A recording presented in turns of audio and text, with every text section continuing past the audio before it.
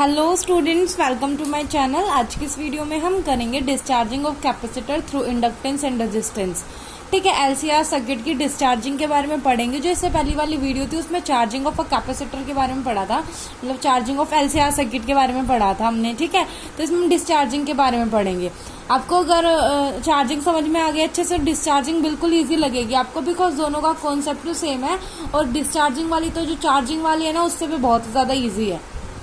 ठीक है, तो शुरू करते हैं। देखो, एलसीआर सर्किट में हमें एल चाहिए, एल लगा दिया, सी चाहिए, सी ले लिया, आर चाहिए, आर ले लिया। ठीक है, capacitor, inductance and resistance connect कर दिया इसको। साथ में हमने क्या ले लिया, हमारा ईएमएफ ले लिया, हमने सेल ले लिया, और साथ में हमें की चाहिए होती है, की ले लिया। ठीक है, आप डिस्चार्जिंग के लिए भी मतलब डिस्चार्जिंग का करोगे आप, जैसे पेपर में आप सब चार्जिंग और डिस्चार्जिंग दोनों का पूछे तो आप चार्जिंग के लिए भी डायग्राम बना देना और डिस्चार्जिंग के लिए भी बना लेना। डिस्चार्जिंग में देखो, आप की का क्या कॉन्सेप्ट करोगे कि की हमारी चार्जिंग में हम क्या करते हैं, क्लोज कर देते हैं। बट मैंने यहाँ पे क्या किया, ये की है जो ओपन कर दिया। आप लोग देखें, मैंने की क्या किया, ओपन कर दी। ये की पहले क्लोज थी, मैंने शो किया ऐसे, इसको ओपन कर दिया हमने। डिस्चार्जिंग में हम क्या करते हैं, की को ओपन करते हैं, जिससे धीरे धीरे क्या करेगा, करंट का फ्लो बंद हो जाएगा और जो कैपेसिटर है वो भी धीरे धीरे क्या हो जाएगा, डिस्चार्ज हो जाएगा। और हमें पढ़ना ही क्या, हमें बताना क्या है, डिस्चार्जिंग ही बतानी है। ठीक है, तो आप डायग्राम बनाना कि हमने की क्या थी भाई, पहले बंद थी। डिस्चार्जिंग में हमने क्या किया, की को ओपन कर दिया, की को रिलीज कर दिया, जिससे करंट का फ्लो क्या हो जाएगा, बंद हो जाएगा धीरे धीरे। और कैपेसिटर में जो चार्ज है वो डिस्चार्ज होना शुरू हो जाएगा। अब डिस्चार्जिंग शुरू करते हैं। ये थ्योरेटिकल पोर्शन है जो आपको लिखना है। ठीक है, नोट्स बना लेना आप अच्छे से। Let the capacitor charge first to a value Q naught by pressing the Morse key. हमने क्या किया, जब मोर्स की को प्रेस किया तो क्या हुआ बच्चों, करंट फ्लो होना शुरू हो गया। करंट फ्लो हो रहा है और साथ में कैपेसिटर क्या हो रहा है, चार्ज होना शुरू कर रहा है। अब करंट का फ्लो होता जा रहा है, कैपेसिटर भी चार्ज होता जा रहा है। तो लास्ट में एक ऐसी वैल्यू आएगी जहाँ पे चार्ज क्या हो जाएगा, क्यू नोट हो जाएगा, मतलब मैक्सिमम हो जाएगा, जहाँ पे हम उसमें करंट दे या ना दे कोई फर्क नहीं पड़ेगा। ठीक है, Q equals to Q naught, ये क्या हो जाएगा, मैक्सिमम चार्ज हो जाएगा। अब देखो, हम डिस्चार्जिंग में क्या करते हैं, की को रिलीज कर देते हैं, मतलब की को क्या कर देते हैं, वो क्लोज थी तो ओपन कर देते हैं। तो कैपेसिटर क्या होगा, डिस्चार्ज होना शुरू होगा। जब बच्चों देखो, करंट का फ्लो कब होता है, जब की को प्रेस करते हैं। की का क्या किया हमने, ठीक है, हमने की को प्रेस करते हैं तो क्या होता है, चार्ज शुरू होता है। तो जो कैपेसिटर है वो चार्ज होता था। अब क्या हो जाएगा, जब हम की को रिलीज कर देंगे, ओपन कर देंगे, तो उसमें ना तो करंट फ्लो होगा और वो साथ साथ चार्जिंग थी उसकी, वो डिस्चार्जिंग होनी शुरू हो जाएगी। Capacitor discharge slowly through resistance and inductance.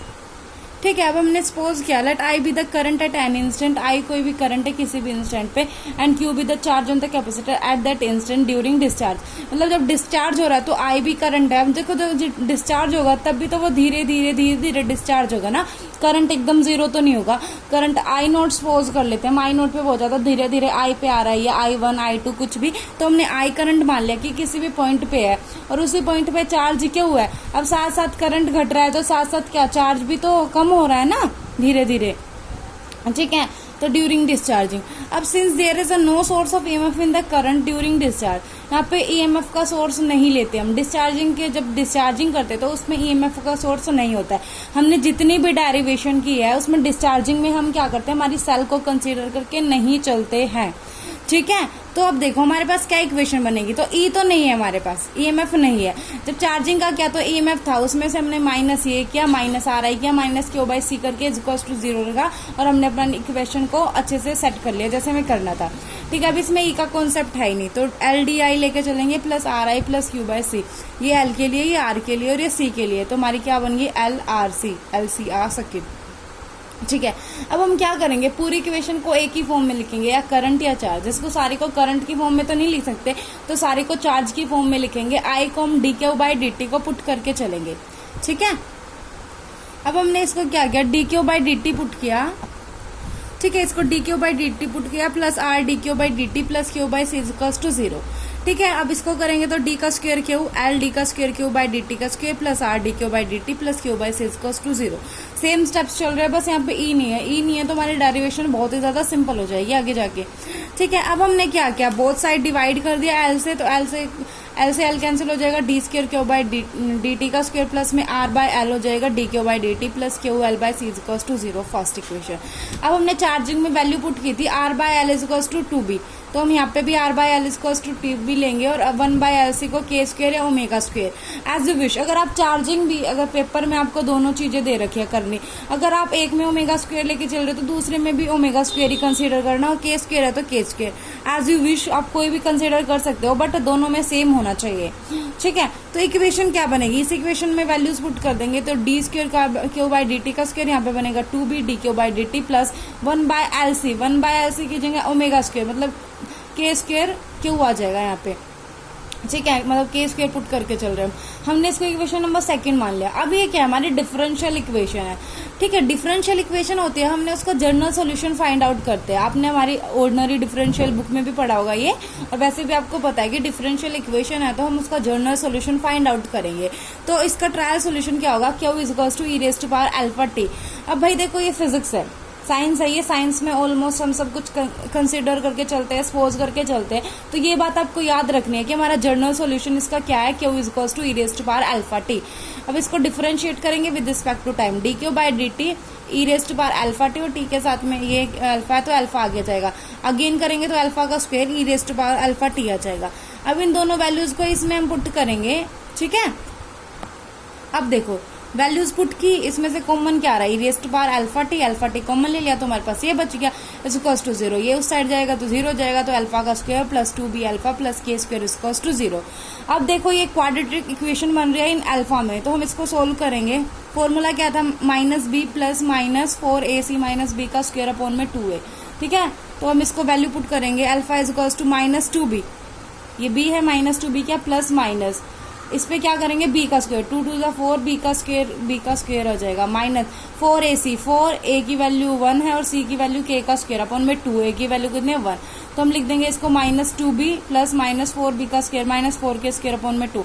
इस 2 को इसके नीचे भी लिखेंगे, इसके नीचे भी, इसके नीचे लिखेंगे तो 2 से 2 कैंसिल हो जाएगा, और इसमें हम 4 को कॉमन निकाल लेंगे तो b square minus k square रह जाएगा, और 4 को बाहर लेके आएंगे तो 2 रह जाएगा, 2 से 2 कैंसिल।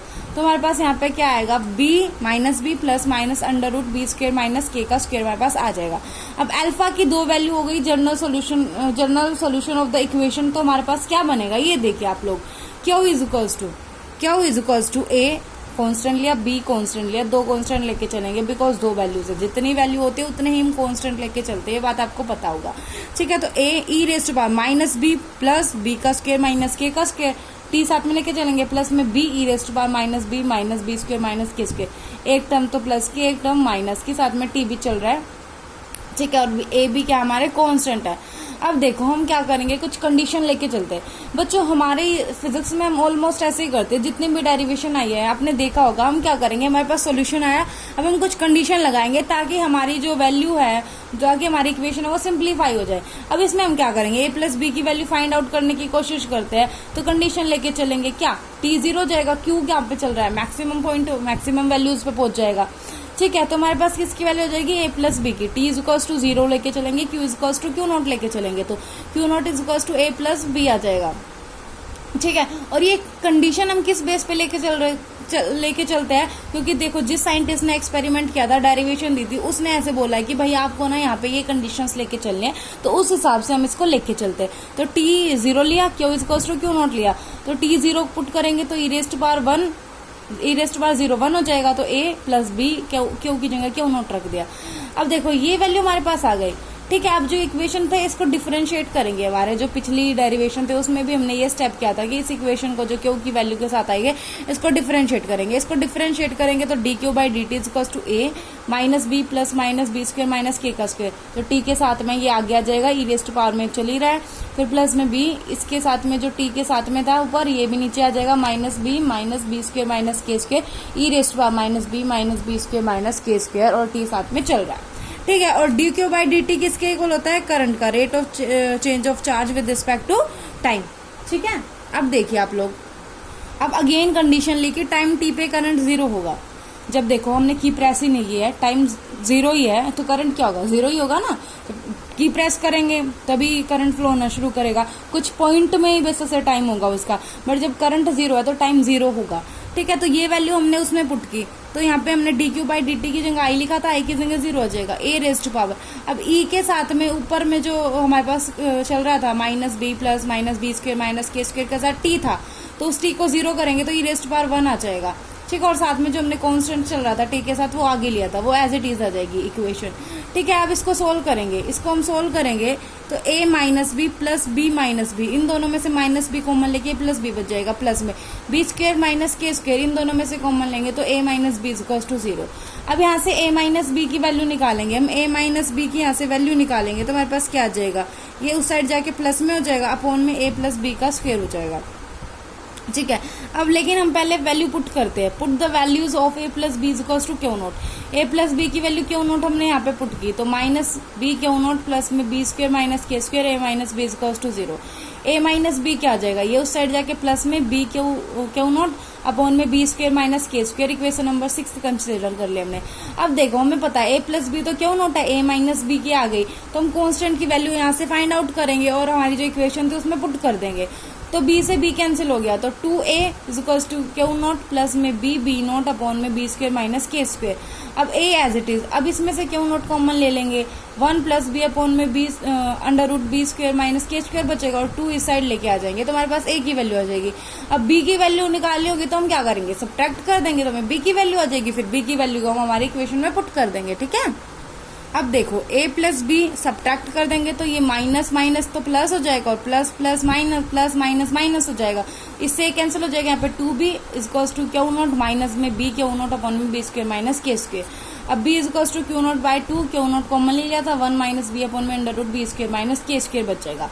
अब इन वैल्यूज को इक्वेशन थर्ड में पुट करेंगे। इक्वेशन थर्ड कौन सी हमारी, देखो ये वाली बच्चों, इस वाली इक्वेशन में पुट करेंगे जो हमने जर्नल सॉल्यूशन फाइंड आउट किया था।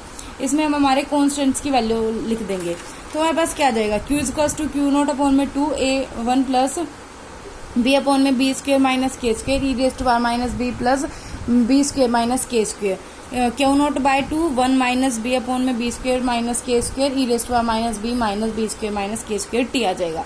इसमें से क्यू नोट बाय 2 कॉमन ले लिया तो 1 प्लस बी अपॉन में under root b square minus k square e raise to power minus b plus under root b square minus k square t।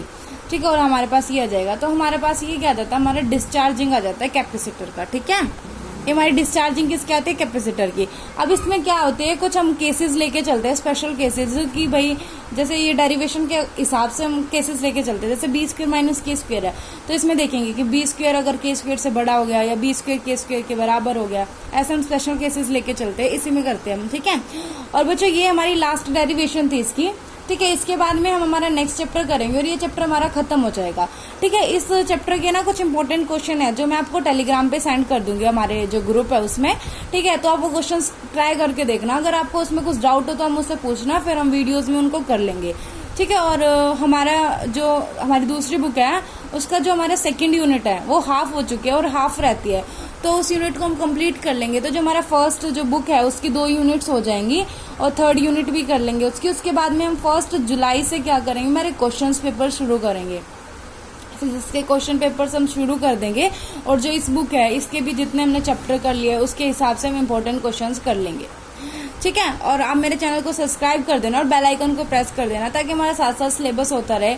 ठीक है, और अगर आपको वीडियो अच्छी लगे तो भाई लाइक भी कर देना।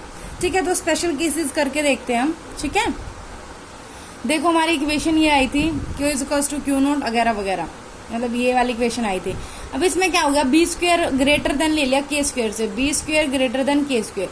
तो इसमें देखो जब बी स्क्वायर के स्क्वायर से ग्रेटर देन होगा, इसमें मान लिया 3 स्क्वायर माइनस 2 स्क्वायर लेट करके चलते हैं तो 9 माइनस 4 करेंगे।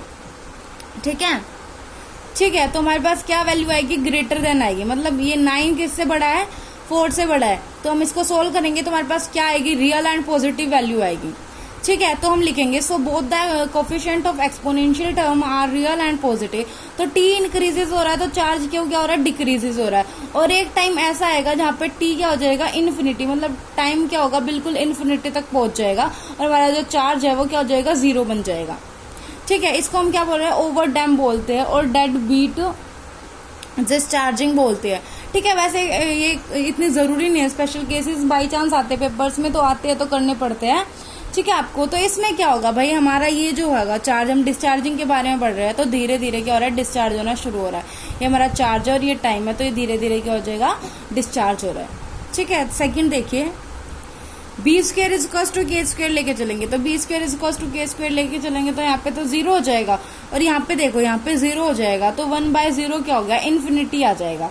ठीक है, और q is equal to q naught 1 plus b t e raise to power minus b t के इक्वल आ जाएगा। ये आप जो चार्जिंग है ना उसमें पढ़ोगे, आप चार्जिंग वाले केसेस नहीं करवाए, आप उसको सोल्व करके देखना, बिल्कुल सिंपल डेरिवेशन है। आपको अगर समझ नहीं आए ना तो पूछना, तो मैं आपको बता दूंगी, वरना बिल्कुल सिंपल डेरिवेशन है, कुछ नहीं करना है, कंडीशंस लगा रखे हैं एक दो, उसको सोल्व करेंगे और आपके पास आंसर आ जाएगा। जैसे डेरिवेशंस की थे ना बच्चों, बिल्कुल वैसे की वैसी एज इट इज।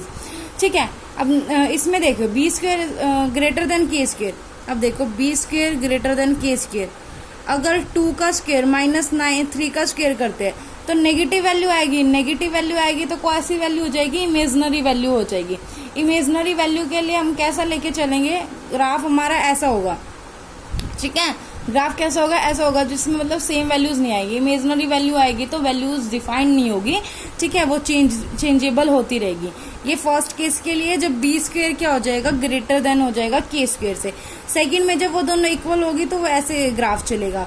और जो थर्ड केसेस है उसमें क्या होगा, जब के स्क्वायर ग्रेटर देन होगा बी स्क्वायर से तो इमेजनरी वैल्यू आएगी तो ऐसा ग्राफ चलेगा कि वैल्यू चेंजेबल होती रहेगी। ठीक है, तो हमारा भाई ये चैप्टर है ना बिल्कुल कंप्लीट हो जाता है। अगर आपको इस चैप्टर में कुछ डाउट हो तो आप मुझसे पूछ सकते हैं, और इसमें कुछ और भी दे रखा है, शायद टाइम पीरियड के हिसाब से दे रखा है, तो वो आप निकाल सकते हो। ठीक है, वो बिल्कुल सिंपल है, उसको आप सोल्व करके देखना। अगर फिर भी कुछ समझ नहीं आए तो आप मुझसे पूछ लेना। ठीक है, फिर हम नेक्स्ट चैप्टर करेंगे इससे नेक्स्ट वीडियो में। ठीक है, और अगर आप मेरे चैनल पर नए हैं तो प्लीज चैनल को सब्सक्राइब कर देना, वीडियो अच्छी लगे तो अपने दोस्तों को शेयर कर देना और लाइक कर देना। Thanks for watching.